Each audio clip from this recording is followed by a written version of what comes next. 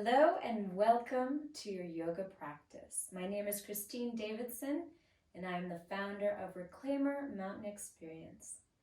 Today I'm going to lead a practice for you that is called Myofascial Release. Muscular and fascial release is what that means. And we're going to use two tools, a foam roller and a lacrosse ball. So if you don't have a lacrosse ball, I highly recommend getting one. And there are two types of firmness you can get. If you go to a physiotherapy office, often they'll have a softer version. This is a classic Canadian lacrosse ball. It's pretty firm.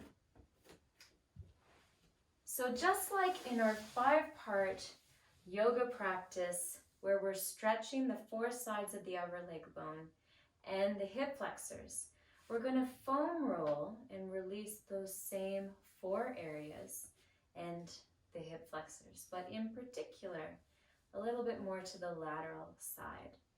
Now, I recommend that you go into this gently. Foam rolling, if you've not done it before, can be really intense.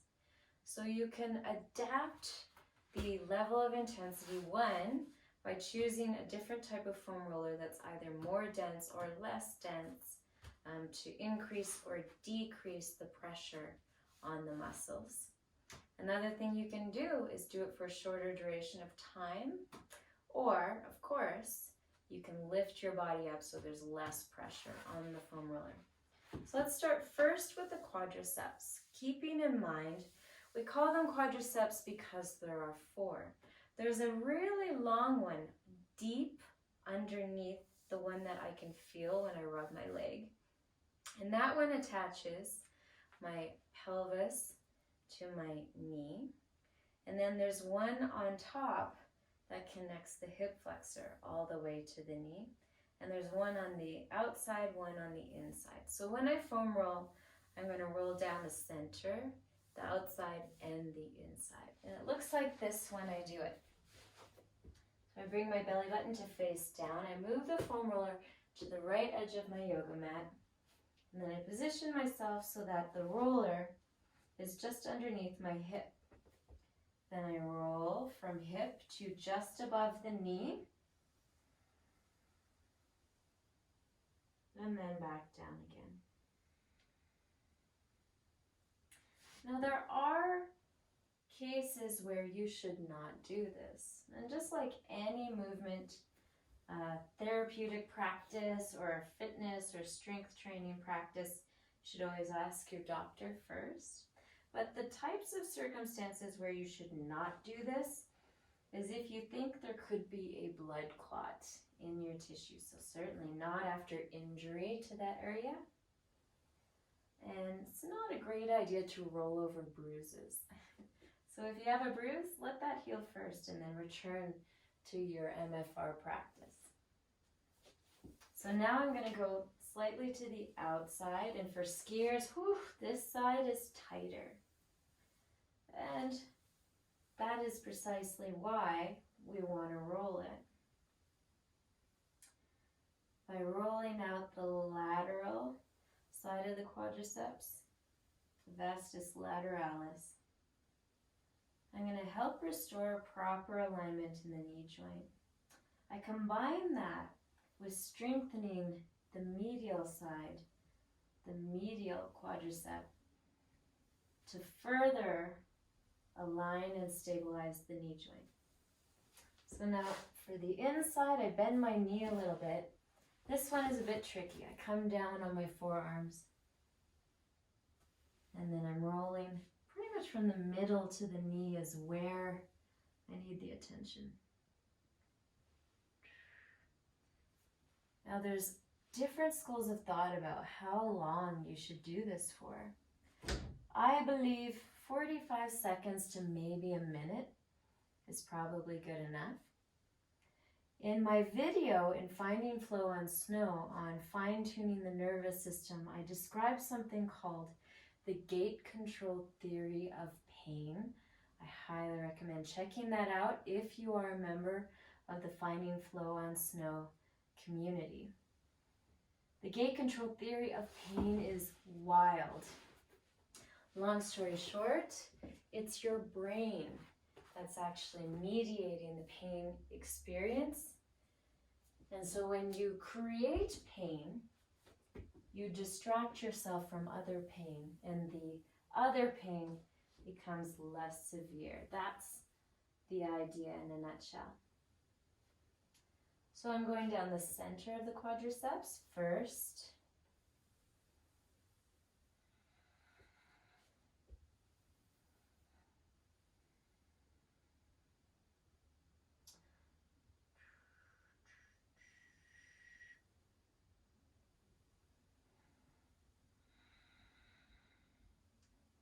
Now, in addition to this,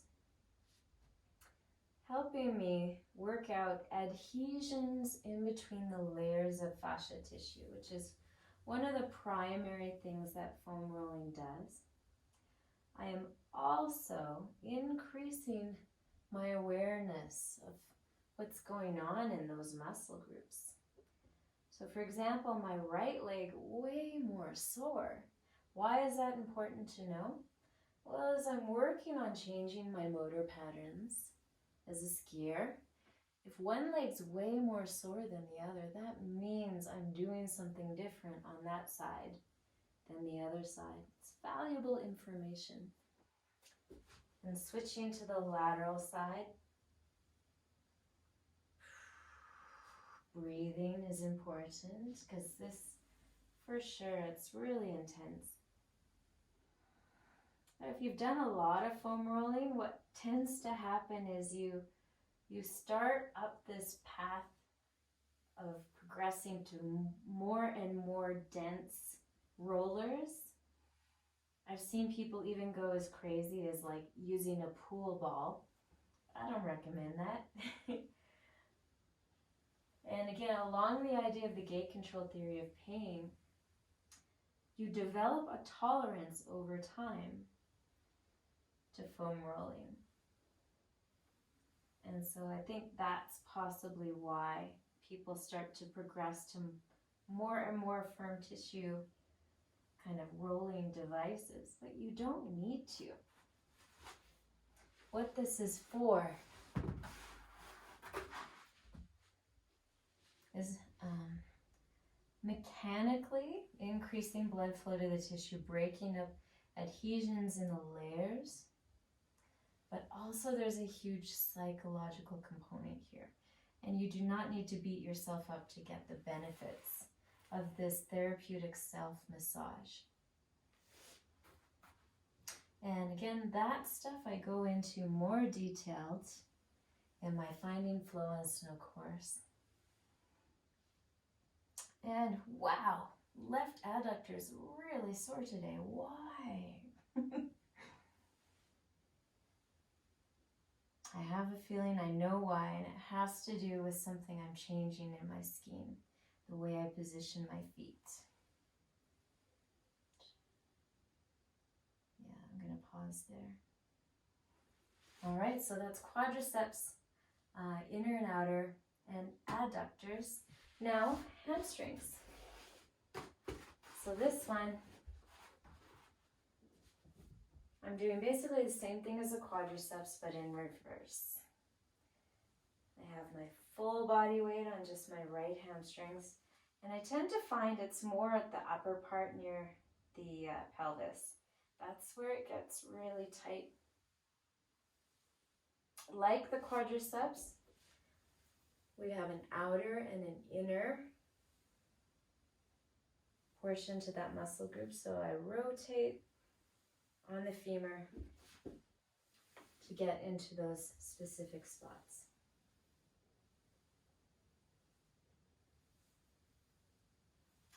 And same thing on the other side.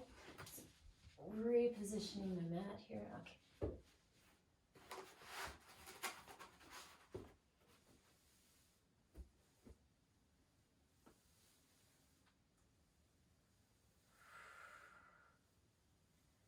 And so breathing is really important in everything, but especially in convincing the muscles to relax.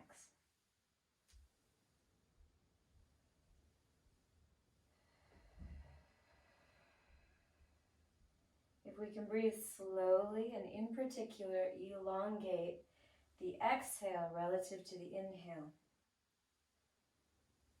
we have a calming effect on the nervous system just by breathing in that way. So outer hamstrings,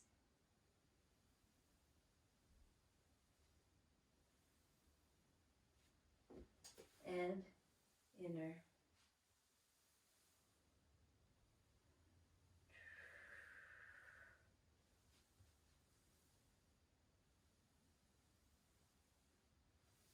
Okay, one thing left. We've done quadriceps, hamstrings, and we did the adductors. Now, a lot of people roll this outer part, which is called the iliotubial band. But there's a lot of research recently that shows that doesn't really do anything.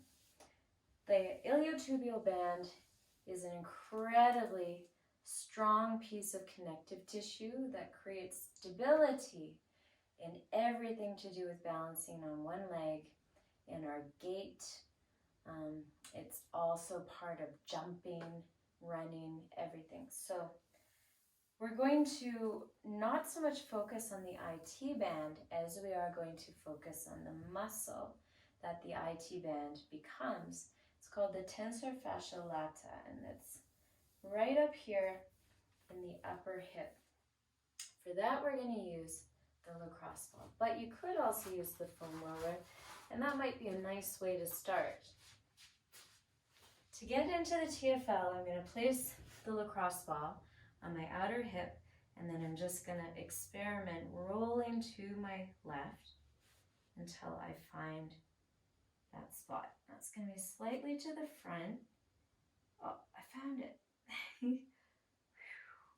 You'll know it when you find it, because this muscle, especially for skiers, really, really tight. We use it for medial rotation, we use it for hip flexion, and we use it for stability when we're balanced on one leg. All three of those things we do a lot when we're skiing, so stands to reason this one will be a little bit sore. It's amazing though what an effect myofascial release on the TFL has on how you feel, especially if you're someone who has to drive a long way to and from the hill. That driving after you've been working that muscle all day causes it to really tighten up. But if you do this after your ski day, after every ski day, it can go a long way towards getting rid of that tightness. There we go. I found it on the other side. Woo! Oh yeah, whoa, that's tight. Oh my goodness. So I'm breathing.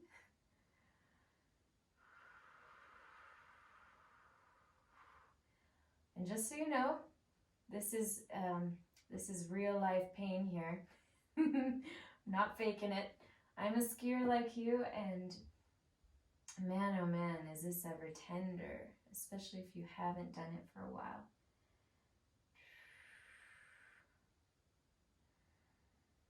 Now, you may find if it's just too intense, you can't do it for very long. That's okay. Don't do it for very long. Just do it for maybe 10, 15 seconds. And then next time you do it, you might get to 20, so on and so forth.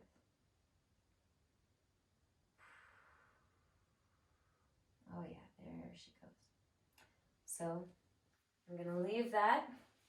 That's my myofascial release practice for today. There's so much more that we can do with this method, and I'm going to have more videos on that in the future. Thank you for your attention. Have a beautiful evening, and I will see you in our next video. Bye for now.